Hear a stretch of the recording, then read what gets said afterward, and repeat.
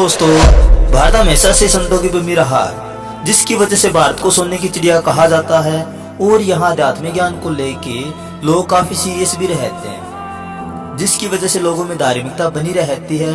क्योंकि जब जब धरती पर पाप, दुष्कर्म, रिश्वत और अन्य पाप बढ़ने लगते हैं, जिसे धरती एक विनाश मोड़ ले लेती है और धर्म पर अधर्म की जीत होने लगती है और अच्छाई पर बुराई का कहर टूटने लगता है। चारों तरफ हाहाकार मचने लग जाता है और भाई भाई को मारने लग जाता है। लोग इतने कायर हो जाते हैं कि कुत्ते के मांस तक को नहीं छोड़ते, जो मनुष्य का एक पालतू रक्षक होता है। लेकिन यह बात भी सत्य है, तब इस धरती पर स्वयं परमात्मा आते हैं या उनकी श्रेष्ठ आत्माएं आती हैं, जिससे वो अपने ज्ञान रूपी शस्त्र से विश्व में एक बार फिर से सतयुग जैसा माहौल तैयार करते हैं, जिससे विश्व में शांति और भाईचारा स्थापित होता है, जिससे लोग फिर से आपस में शांति और भक्ति भाव से रहने लगते हैं। और ये ज्ञान हजारों युगों तक चलता है, जिसकी वजह से पृथ्वी पर जीवन बचा रहता है। लेकिन यह भी बात सत्य है कि जब जब इस धरती पर संत आते हैं तो उनके ज्ञान लोगों द्वारा स्वीकार करना बहुत ही मुश्किल होता है, क्योंकि उस समय बुराई इतनी ज़्यादा हो जाती है कि उस समय सच्चाई को उसके ऊपर विजय प्राप्त करना बहुत ही मुश्किल हो जाता है। लेकिन यह बात भी सत्य है कि सच्चाई को कुछ टाइम के लिए छुपाया जा सकता है, लेकिन हमेशा के लिए दबाया नहीं जा सकता, उसे स्वीकार करना ही पड़ता है। लेकिन उसमें संतों को एक लंबे संघर्ष से गुजरना पड़ता है। ऐसे ही बहुत से संतों ने संघर्ष को फेस किया, लेकिन वो परमात्मा की भेजी हुई श्रेष्ठ आत्माएं होती हैं, जिससे उनके ज्ञान का डंका विश्व में तहलका मचा देता है। जैसे बहुत से संत हुए हैं, जैसे कि सिख धर्म के प्रवर्तक गुरु नानक देव जी, कबीर साहिब, गरीबदास जी, रविदास जी, ऐसे और भी बहुत से संत आपको मिल जाएंगे, जिन्होंने संघर्ष भरी जिंदगी में विश्व को फिर से एक नई उमंग और शांति देके चले गए। लेकिन दोस्तों, ये सब तो ठीक है। अगर आज के मॉडर्न जमाने की बात की जाए तो आज तो रातों रात संत बन जाते हैं और सोशल मीडिया पर वायरल हो जाते हैं, जिस वजह से एक संत की पहचान कर पाना एक आम आदमी के लिए बहुत ही मुश्किल रहता है।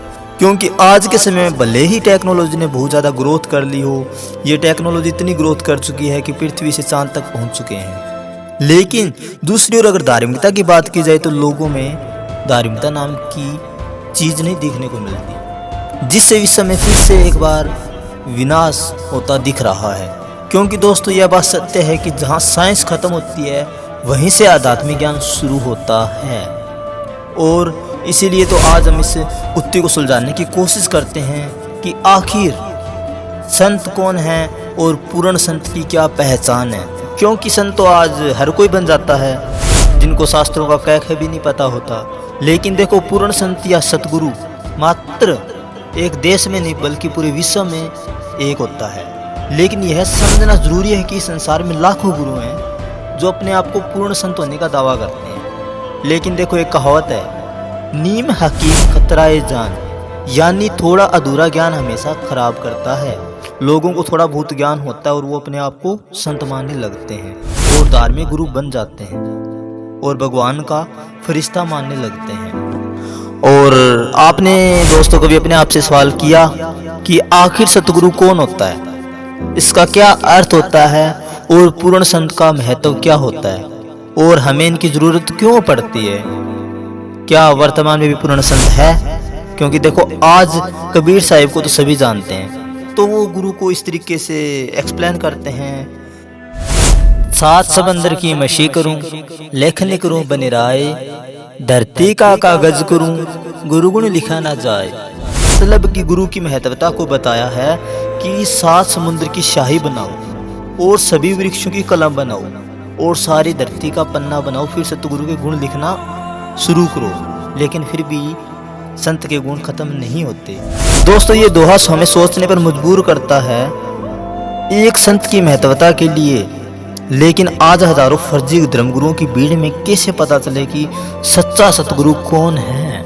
लेकिन देखो, सतगुरु हमेशा आध्यात्मिक ज्ञान देते हैं और उन्हें धार्मिक ग्रंथों का पूर्ण ज्ञान होता है। और वे हमेशा शास्त्रों को खोलकर प्रमाणित ज्ञान देते हैं और वे सभी लोगों को समान भाव से देखते हैं, चाहे वो कोई भी धर्म या कोई भी जाति से हो। और वे कभी भी धर्म की बात नहीं करते, क्योंकि यदा यदा ही धर्मस्य कलमान्मरवती भारत है अथोमानम अधर्मस्य तंदामानम श्रीमाधमस्य। देखो वेदों पवित्र गीता आदि में प्रमाण है कि जब जब पुण्य की जगह पाप का उदय हुआ और नकली धर्मगुरुओं का बोलबाला होना शुरू हुआ और ज्ञान को अज्ञान में बदलना, इस समय भगवान या उनकी परम आत्मा ज्ञानी संत को भेजकर पुनः सत्य ज्ञान को स्थापित करते हैं। तो आज हम असली संत की पहचान करते हैं, जो वर्तमान में गिने चुने जो सुर्खियों पर है। दोस्तों अब ये वीडियो बहुत ही इंटरेस्टिंग होने वाली है, क्योंकि देखो सीधी बात नो बकवास। अब हम लेते हैं डेरा सच्चा सौदाराम रहीम जी को और जानते हैं इनमें संतों वाले गुण।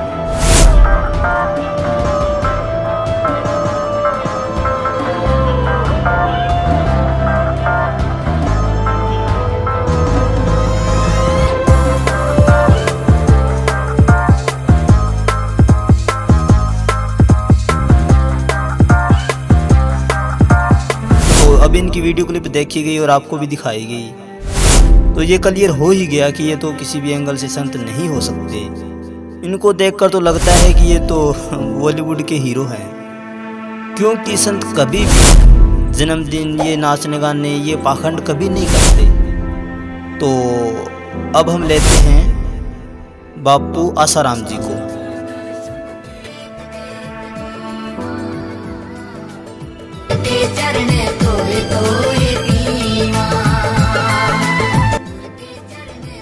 तो लेकिन ये भी हमारी पड़ताल में फेल हुए, क्योंकि इनको देखकर तो ऐसा लगता है जैसे पूरी दुनिया का डांस सबसे अच्छा यही कर सकते हैं। तो ये भी हमारी पड़ताल में फेल होते हुए लगे।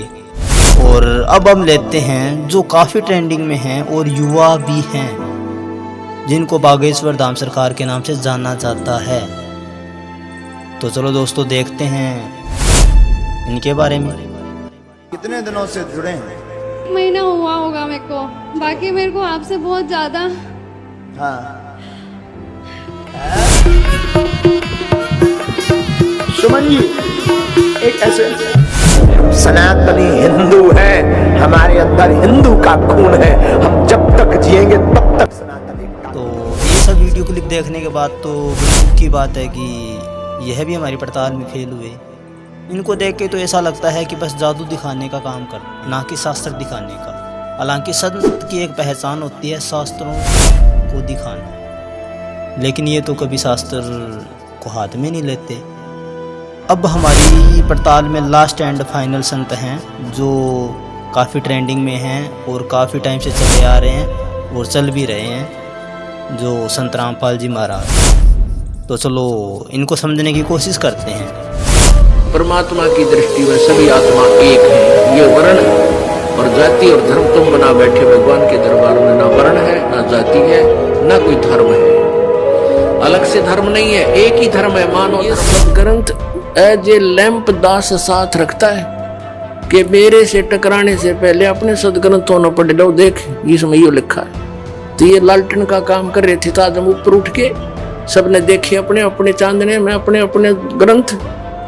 दास ने झूठ बोलने की क्या जरूरत है, झूठे तो पहले हम तेरे थे। ये एक पॉइंट भी को कच्चा सिद्ध कर दियो, उसी दिन संताई त्याग दूंगा।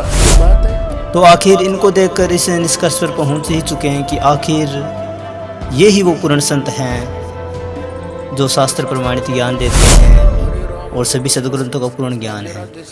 चाहे कुछ भी जाप कर लो उसे तो मिले। ये है अनुवाद कर्ता की बकवाद, अज्ञान सोच। और गीता में लिखा है 8वें अध्याय के 13वें श्लोक में, ओम इति एकाक्षरम ब्रह्म व्यवहारण माम अनुसमरण ये प्रयाति तदन्तेहम सयति परमाम गतिम।